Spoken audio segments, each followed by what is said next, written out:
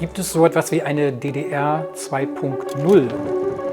Oder ähneln unsere gesellschaftlichen Verhältnisse heute tatsächlich schon wieder an die Verhältnisse in der DDR? Das kann man zumindest hin und wieder lesen, auf Social Media oder auch bei bestimmten politischen Parteien. Aber was ist daran eigentlich wirklich dran?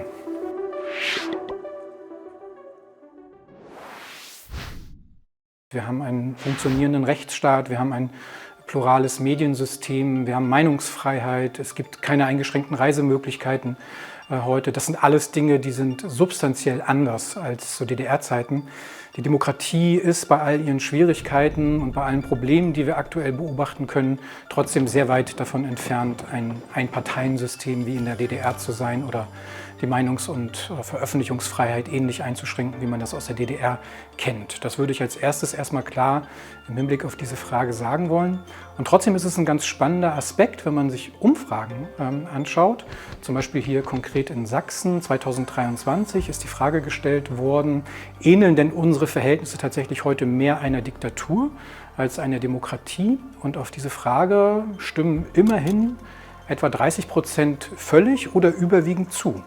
Und das ist insofern schon ein interessantes Phänomen, wenn man einerseits sagt, dass es praktisch eben wenig gibt, was tatsächlich so ist wie in den gesellschaftlichen Verhältnissen der DDR, aber es trotzdem eben dieses Gefühl gibt, dass bestimmte Verhältnisse an die DDR erinnern oder speziell an eine Diktatur erinnern. Wir können in den Umfragen tatsächlich auch beobachten, dass diese Zustimmungswerte zugenommen haben in den letzten Jahren. Und das hängt natürlich vor allem auch mit der Corona-Pandemie zusammen, mit dem Gefühl, dass Entscheidungen getroffen worden sind, die Menschen als Einschränkung ihrer Freiheit wahrgenommen haben. Diese direkten Vergleiche auf die DDR und auch die politische Instrumentalisierung, die können wir verstärkt seit 2019 beobachten. Damals war es die AfD, die in ihrem Wahlkampf gezielt versucht hat, mit DDR-Vergleichen Protestwähler oder Menschen in der Bevölkerung abzugreifen, die tatsächlich sehr enttäuscht waren von der aktuellen Politik.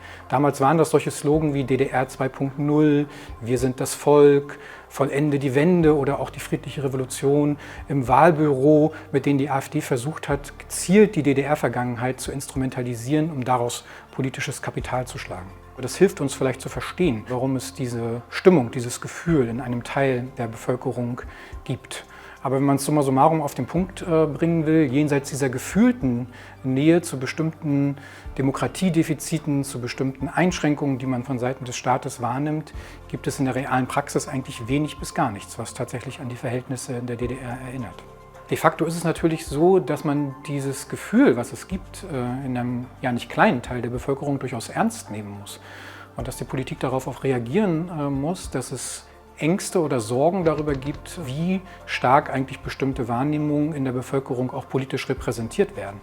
Und ich glaube, da muss die Politik dran ansetzen, dass man tatsächlich das nicht einfach nur abtut als Spinnerei oder als Verschwörungstheorie, sondern dass man diese Sorgen und die Ängste, die da sind, von Menschen, die sich nicht repräsentiert fühlen, in der Politik tatsächlich auch ernst nimmt und darauf eingeht und sich damit beschäftigt, was man vielleicht auch tun kann. Wir haben auf der anderen Seite eben auch fast 80% der Menschen in Sachsen, die sagen, sie wollen auf gar keinen Fall die DDR zurückhaben und sie sind stolz und zufrieden mit dem Erreichten nach 1990.